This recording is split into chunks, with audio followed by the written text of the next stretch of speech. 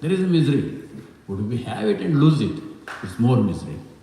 So the king and all his whole kingdom was miserable because the boy left his body because he was poisoned. So the king, again these two saints came, Gira and Narad Muni, and they are saying that there is everywhere sadness. So they come to this king and they ask him, why there is all sadness everywhere? And then they said, you gave us blessing, you got a son, but he's dead. He said, now you have power. And Narad Muni says, we told you already, he will be the cause of your happiness, but at the same time, he will be the cause of your misery. And so you just accept whatever is as a reality. Then he says, no, you are all sadhus, you have great shaktis, you have great powers. Please bring that son. Can you bring that son from, rise from dead? So can you make him alive? Narad Muni says, no, please listen. No, don't. No, already you are seeing that how he became the cause of misery. You'll feel more misery if he comes back. He said, no, how he will be happy. And what happens? Because of his power, Narada and Angira, they bring the dead boy back. And then father is running, Chitraketu, his wife is running to him, all friends are running to him. Said, boy, and he's running away. He's asking father. Father is saying, you don't recognize me, I'm your father. He said, in which life you are my father? And he got insulted. What is this, which life? Because he said, when mother comes and he says, I'm your mother. He said, in which life you are my mother? And Bharat confused. He said, what do you mean by in which life?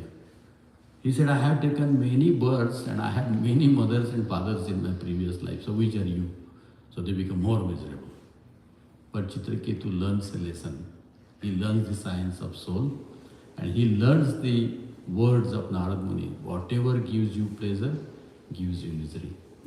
So we may have everything now which is giving us pleasure. But Bhagavad Gita teaches us, don't be attached to it, whatever we have. Because the same thing is going to give you misery. When and where and what, we don't know. We don't know how the misery will come. How the misery will come. So that is the knowledge Krishna is saying. Nothing wrong in having everything, but don't be attached to it. So how you can be detached even after having it? That is what Krishna is telling.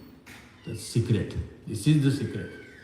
You can have everything, but you can be detached from everything. And that is the secret how to live in this world.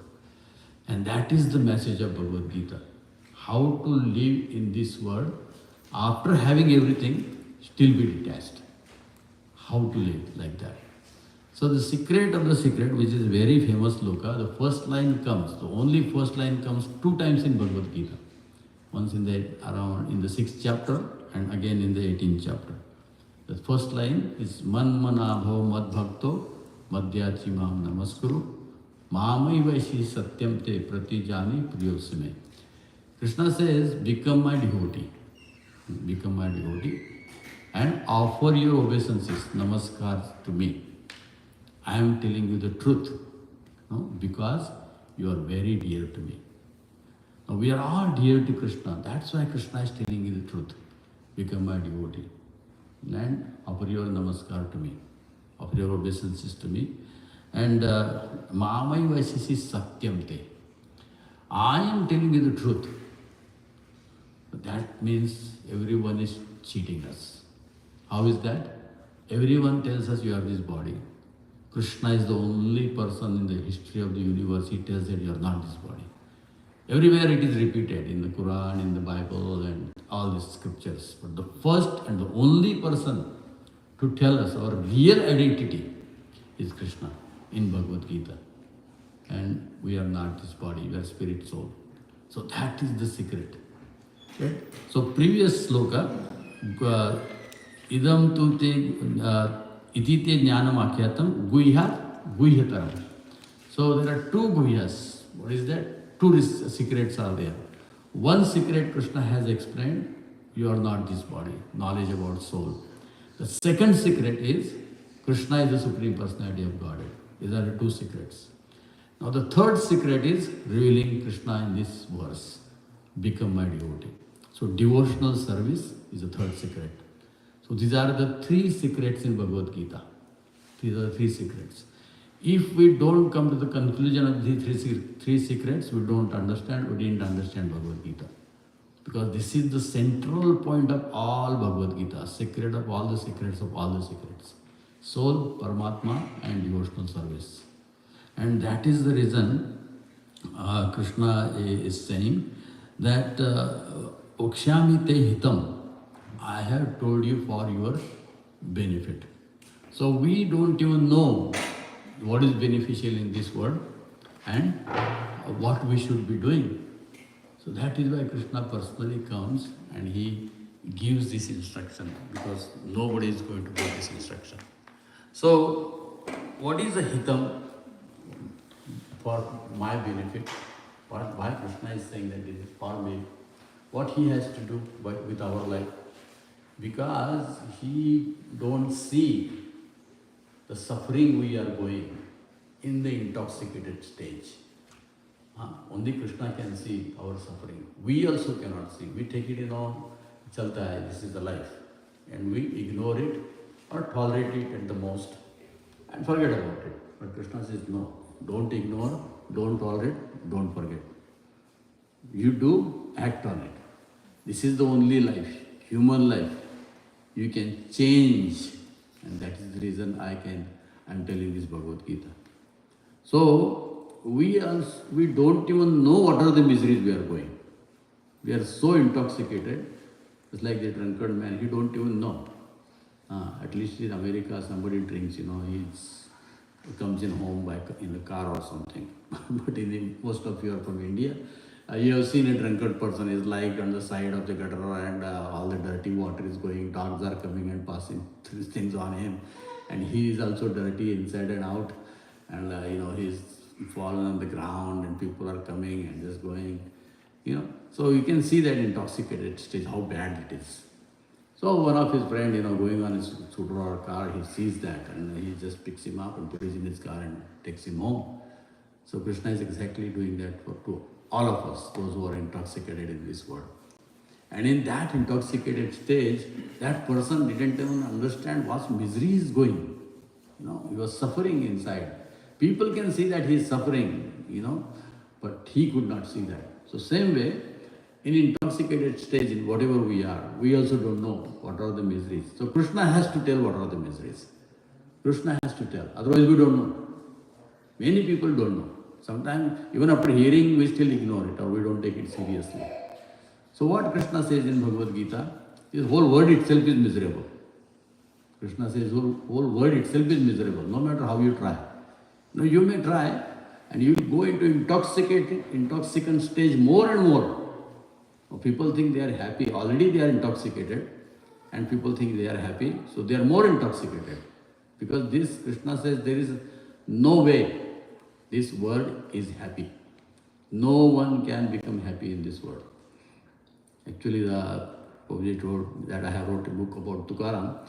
Tukaram says this, everybody know koila, right? What is it called? Coal. Everybody know coal? How is it? Black, right? No matter how much rub, is it going to be white? No. He said, material word is koila, like coal. No matter how much you rub, you cannot bring happiness.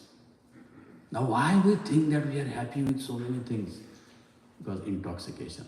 We are so intoxicated and we think that we are happy. So we have to come out of that state to understand how we are miserable. How we are miserable. At least see through the eyes of God, eyes of Krishna, where he explains Janma Mrityu Jara Vyadhi Dukkha Doshanu Darshana. Krishna says these are the four miseries. Everybody is saying Janma, birth, old age, disease and death. These are the four miseries. Said Dukkha Doshanu Darshana. anityam, asukham. I said, even if you get temporary or a flickering happiness, it is temporary, anityam, asukham. In reality, that is also not sukha, that is also not happiness. You think it is happiness, but that is also misery. Byproducts of that happiness is also misery. So in totality, Krishna says this world is full of miseries. And we don't understand that. That's the miserable condition. And third miserable is we don't want to come out of it. So therefore God sends His representatives, the devotees, Vaishnavas, to enlighten and give us that path and get out of that intoxication. So that is why Krishna is telling all this Bhagavad Gita. Now, everyone knows old age is miserable because we have seen many old people. Right? Death is miserable because we have seen many people who are dying. And everybody experiences disease. Right? Everybody experiences disease. So when you are sick, do you think you are happy? You know, and all the happiness will be with you, but if you have a headache, you cannot do anything. Just a simple headache, what to speak of big miseries. Right? If your leg is hurting, your whole attention is in that leg, no matter what opulence you have. No? So I'm sitting in doctor's house, I'm talking about all the miseries. Haribol Prabhu. So, correct? So, we don't understand. Even in miserable condition, we think we are happy. Right? In this miserable condition. So, therefore, Krishna explains all these miseries in the... So, how many think the birth is happiness? Right? Everybody thinks birth is happiness. Now, when we are celebrating baby shower, what is actually happening to the baby? We don't know. He is suffering in the womb of his mother. It is explained in Bhagavatam, from the very conception to the delivery, baby comes out of. All the 9 months and 9 days, something like that, are explained in Bhagavatam. Now, just imagine what is the position. Kapildev explains that your legs, knees are folded and your head is in between the two knees and hands are next to it. So in this condition you are sitting there and there is no AC, right? It's all dark. And what is there? You are covered with mother's urine, pus, blood, stool, bones, and there is no air. And there is no, you cannot breathe and there is no light. Now you are staying like this for 9 months. Now if I tell you to sit like that for 9 minutes, will you be able to sit like that? For 9 minutes? No. Right? We don't know. And what is going on outside? Everybody is trying to make my life happy. Right? I am suffering inside in the womb of a mother. Right? So, actually, Kapil Muni says, Jiva, the fortunate Jiva, is praying, oh Narayana, please relieve me from that miserable condition. Please relieve me. I don't want to come back again here. Please relieve me. Please free me from this miserable condition. Narayana is praying, Krishna, please relieve me. Will you not also do like that if somebody keeps you in this miserable condition? Right? Whether you don't know who God is or not. Correct? He said, please relieve me, please take me out. Right? And here we are celebrating baby shower. And then the boy comes out. Then he says, everybody is saying, happy birthday to you. Then he really starts this world feeling happy. And he forgets his prayer. No, he forgets his prayer. I just prayed like 3 months ago. Please relieve me, God relieved me, and now I am started thinking happy. Right? God, I started thinking everything is happy. So therefore, Krishna comes again in the form of his book and tells, no, you are still miserable. Right? He comes through the devotees. He said, no, you are still miserable, don't forget. Even if there is some little bit happiness here, there, but totally, in totality, you are all miserable. And that is the reason Krishna again and again, Guhya, Guhya, Guhya, the secret of the secret is become my devotee. So what will happen by becoming devotee? Krishna says, Tesham aham samudharta mrityu samsara sagara. Again, who is telling you what is the problem? He is giving you the solution. Sometimes we say this is a problem, this is a problem, this is a problem. Right? In management, in the temples, we do that. This is a problem, this is a problem, this is a problem. So we ask them, so what is the solution? I don't know. You know the problem, but you don't know the solution. Right? But Krishna is telling you what is the problem, and he is giving you the solution also. He is saying, Tesham aham samudhartam mrityu samsara sagara. I am the swift deliverer of all the living entities from the ocean of birth, old age, disease and death. Whoever takes shelter of me, I will deliver him. So again he comes to save through his words, and his promise is not like anybody else's promise. Because who can give promise? Who has a capacity to help you. So that is a vachan. Promise is given by Krishna. So what I am doing you, telling in front of you, is called pravachan. So what is pravachan means? The vachan is given by God. I don't give you any vachan. I don't have that capacity. But I am telling you again and again, it has come in parampara. The vachan or the word promise given by God, when it comes in parampara, it's called pravachan. So what is the pravachan? He reminds you whatever Krishna has promised you. He don't give you any promise. He do not have any capacity. He do not have any power. Only thing that he has experienced it. That vachan or that truth is really true. I am experiencing. And that with that experience, he gives that truth to others. He is not forced to, or he is not paid. So that is a devotee's compassion. He has experienced it, that whatever Krishna is giving vachan, promises, he fulfills it. There is nobody in the world who can fulfill the promise like Krishna. So that is the vachan he is giving. So Krishna's vachan or promise never goes in vain. Till now, you don't find anybody who practiced Bhagavad Gita have committed suicide. No one. In fact, there are many people who went to commit suicide and they got Bhagavad Gita and saved their life. So why? Because there is not a single example. If he has followed Bhagavad Gita in a proper way, guided by a spiritual master or guru. So that is the reason Krishna, when he says that I will give the secret, it is for our benefit. Now, simple secret is, Krishna says, engage yourself in bhakti, engage in devotional service. And it is very simple. People think it is very complicated. There is no simple method than bhakti in this world. It's very simple. What we have to do, whatever we are doing, keep on doing. Just add one thing, Krishna. That's it. Now the consciousness is me. Just make that consciousness you, Krishna. So, Madhyatimam Namaskuru. You go in front of Krishna, folded hand, Namaste. What does it mean? Namaste. It is not mine, it is yours. So in that consciousness, you will see everything how it belongs to Krishna. Now we are so intoxicated that it belongs to me, we forget who it belongs to. That is why we should go in front of the altar, Namaste, Namaskuru. Krishna says, Namaskuru, offer your obeisances to me.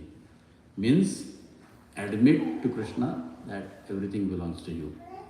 Now when we admit to Krishna everything belongs to you, then what we are going to do? Use it the way he tells you to use it. And that is called devotional service. You do it exactly the same way. You don't have to leave your home, job, a profession or school, anything. You just add one thing to your life, Krishna. And you see how magically your life changes. And how you become free from so many tensions we are carrying in the world. Stress and everything. Why there is a stress? I am the owner or I am the enjoyer. So you have to have a reaction for that. But you accept Krishna as the enjoyer. Krishna is the Lord. and use it everything according to the way he says in Bhagavad Gita. That's why we have Bhakti Vrukshas, so that we can learn in details how to engage everything in Krishna's service. So this devotional service is secret to understand Krishna. There is no other way to understand Krishna or become his devotee. And Krishna says, you cannot understand me by any other method. Only by devotional service. Bhaktya Turanya Shakya Yavanyasyasmi Tattvata. Only by devotional service. You cannot understand Krishna even if you know all the Vedas. Naham Veder na. Naham Veder. Even if you understand all the Vedas, you cannot understand. And you know who is that person? Ravana. Ravana's name was Chaturvedi. Is any Chaturvedi here? I hope not. Okay. Ravana's name was Chaturvedi. You know why? He memorized all the four Vedas. He was a son of a Brahmana. He knows all the Vedas, but still he stole God's wife. How you can do that? That means you didn't understand the Vedas. Vedas proclaim Krishna is the property. Everything is Krishna's property. So, Naham Vederna. There are many people who will quote so many slokas, this, that, but they are not even devotees. They don't even accept God is Krishna is God or Ram is God. They don't even accept. Right? They say, I am God. That is like Ravana. Ravana had knowledge all, but I am the enjoyer. And Krishna says that in Bhagavad Gita. Aham Ishwaroham, Aham Bhogi. That is what demons think. Aham Ishwaroham, Aham Bhogi. I am God, I am the Supreme, and I am the enjoyer. And you can see that Daivasur Sampada Yoga, these are the qualities of demon. Aham Ishwaroham, Aham Bhogi. So, after reading all the Vedas, you don't understand Krishna is the enjoyer and Krishna is the owner. Naham Vedirna, na tapasa, by performing any kind of austerities. Hiranyakashipu. Can you imagine? Even any devotee have not performed that much austerity. What did he do? At the end, he was standing on one toe, raising his hand. All his flesh and everything is gone. Only bones are there and a live hair. Nothing else was left. To that degree, he performs austerity. Everything is gone. Nobody has performed such an austerity. But for what? To kill Vishnu. So doesn't mean that if somebody is performing any austerity and he says, I am God, that means you kill the God. So your austerity has no meaning. So by tapasya also, you cannot understand. Na aham vederna tapasa, na danena. Even if you give charity, everything, your life also, still you will not understand Krishna. The Bali Maharaj. Of course, afterwards, because he put Krishna in the center, he became embodiment of Atma Nivedanam. But before, he didn't understand who is Vamana. Right? So he gave all, everything. But then, because he gave everything to Krishna, Vamandev, his mati was changed. He understood. So, Naham Vedirna Tapasa, na Danena, Chejjaya. Chejja is doing Murti Puja. Even if you worship deities, still you will not understand. The Mayavadis, Advaitavadis, they worship the deities, and what happens? I am the same. I am the same.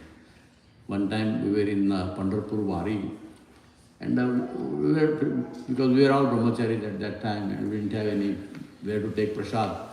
So we used to go to the Wari people, and I said, if you have any prasadam.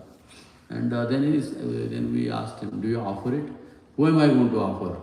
I am the same. I am the same. After all the knowledge, right, you come to this conclusion, I am the same. Soham. So aham, I am the same. So, by reading, by deity worship, you don't understand. Only bhaktya tvadanashakya yavan nasyasmi Arjuna. He said only by undivided devotional service. And how that devotional service should be? Ahituki, apratihata. Without any motivation, without interruption.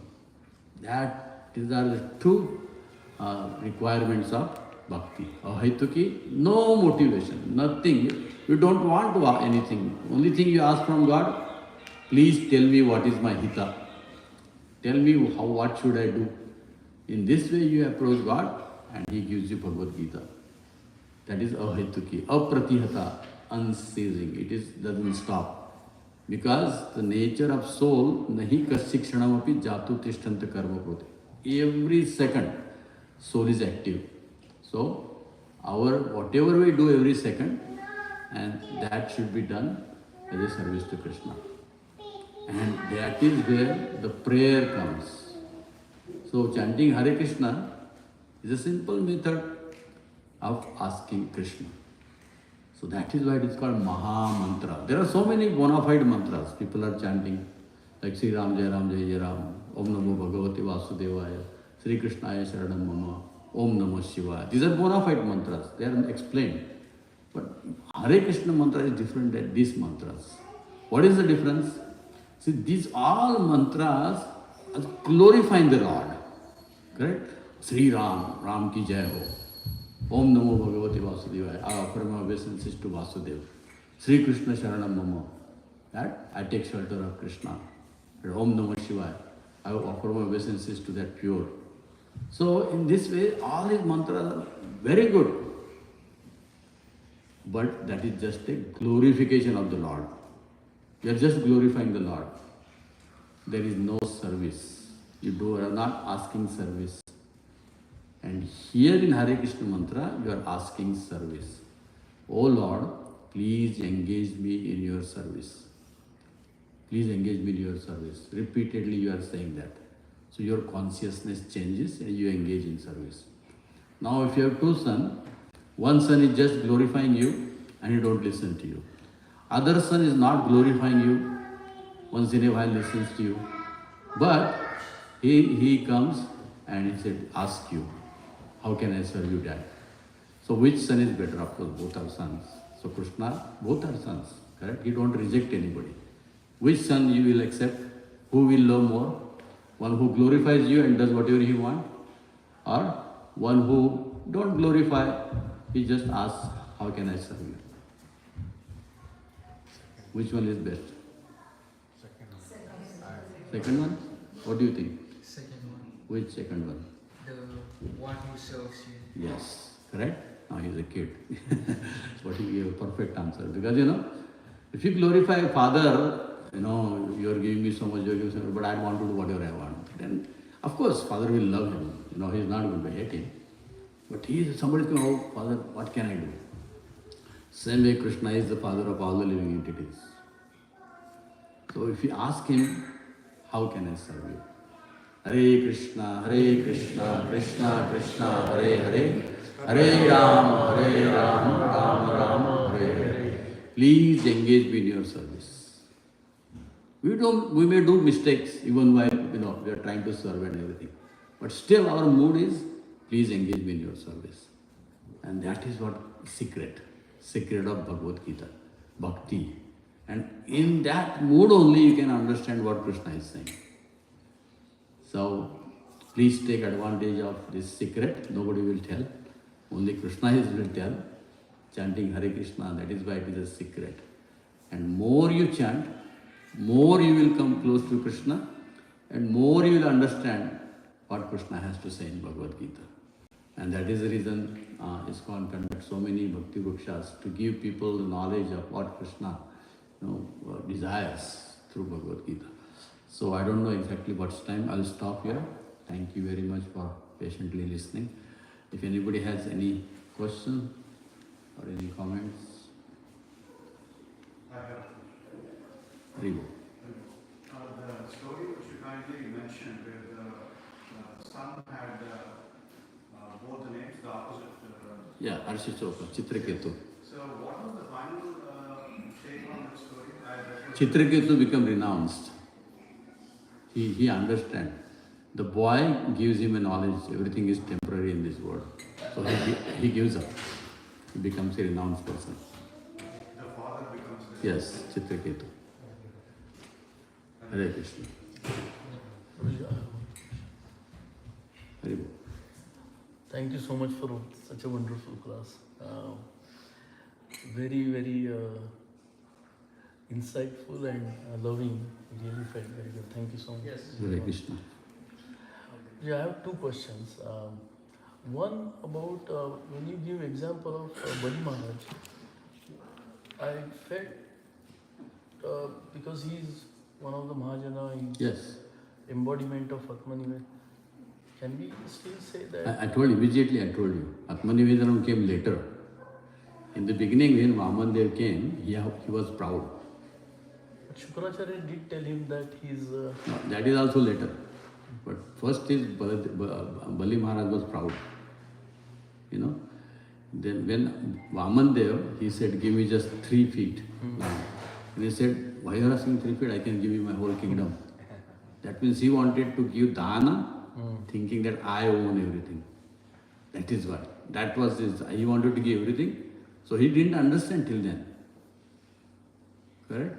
Then, you know, but still, Vamandev said, that is when Vamandev is saying, if Brahmana, means anyone like a Brahmana, who is not satisfied with whatever he gets, even if he gets everything, he will not be satisfied. I was trying to remember that sloka, I am still not remembering. That's what Vamandev is saying. Then he comes to his senses. Then who is such an knowledgeable? Then Balidev's his ego comes down. And then he wants to give everything. Then Shukracharya comes in between and he says, Haribol, I reject you. You know, your duty is to tell me offer everything to him. You are telling me don't offer. Right? Yeah. So in that sense, of course it is not a correct exactly example, Yeah. but something Karana could close. be a good example for Karana also. There are so many examples. Yes. Second question, age old. You mentioned the glorification of Mahamantra, but in Bhagavad Gita, Krishna says Om Tat Sat mantra than Mahamantra. But you don't say that, chant this mantra. Right? He says Satatam Kirtayanto Mam, me, my name. Right? Om Tat Sat is the words used at blessed by the Lord to end everything.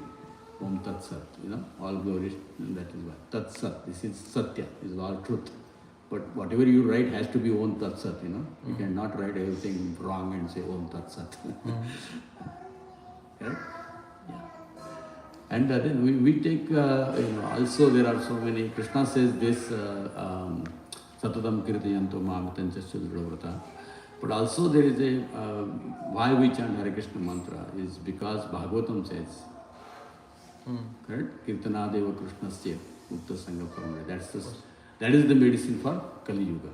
So where does Hare Krishna mantra comes? It is from Brahma, the first living entity. Narad Muni is asking Brahma, you know, people in Kali Yuga are so unfortunate, and do they have any relief? Then Brahma says this, you know, says people in Kali Yuga are all so miserable. But what is the beginning of that sloka? Hare Krishna mantra.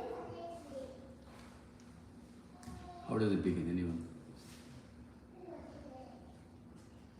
Sarva Vedeshu Drishyate. That's the last line. Anyway. Okay. If I remember, I'll tell.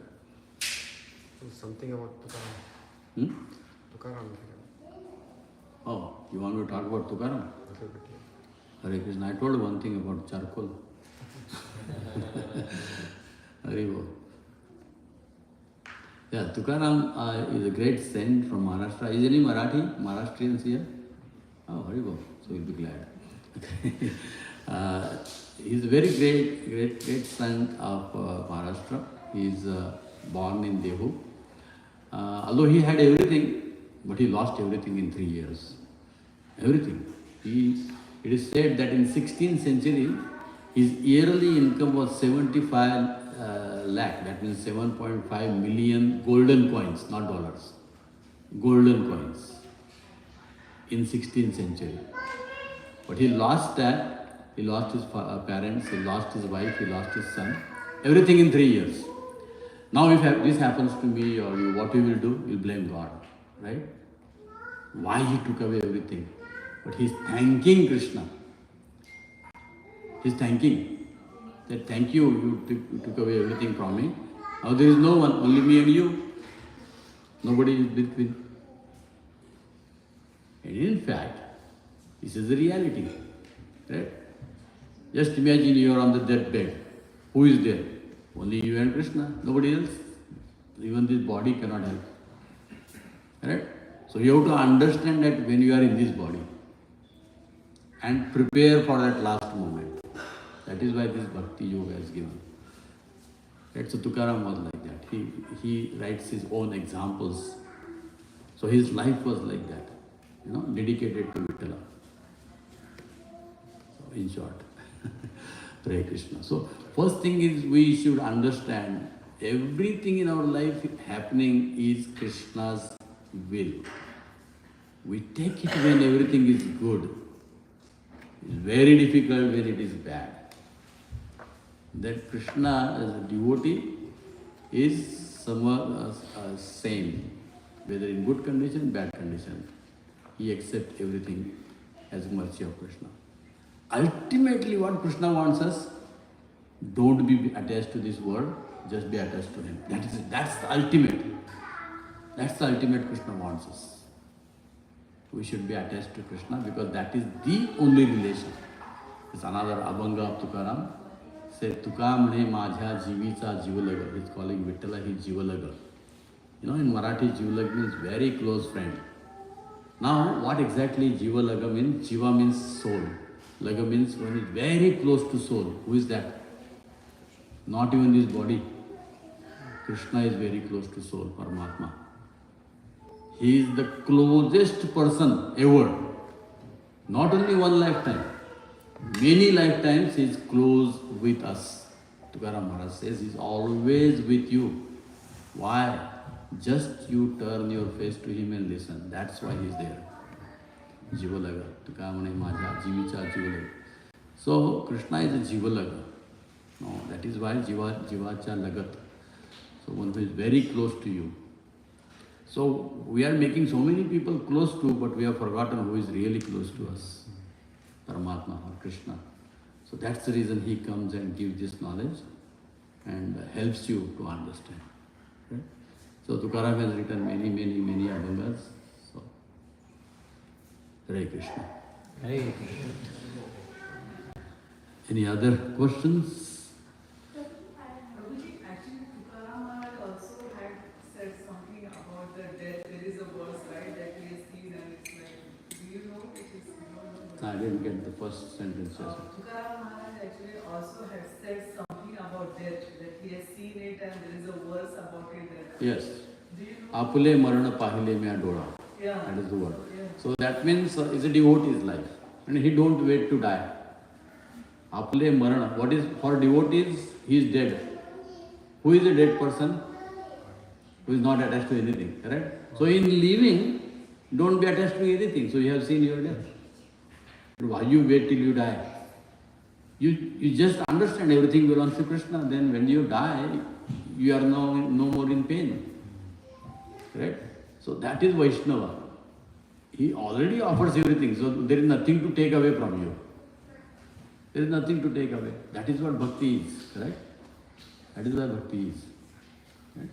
And then he says in one of the this is what happens when Tukaram Maharaj was doing kirtan in Chakan, which is near Pune, in one of the Vittal Rukmini temple. And Shivaji Maharaj came there.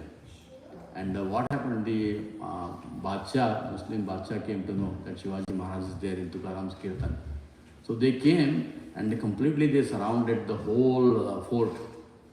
It's like a big wadi, it's called Wada, big house. And there is a Vittal Rukmini kirtan. Now, some one of the soldier, he comes and tells Shivaji, said we are surrounded by enemy. There is no way we can go out.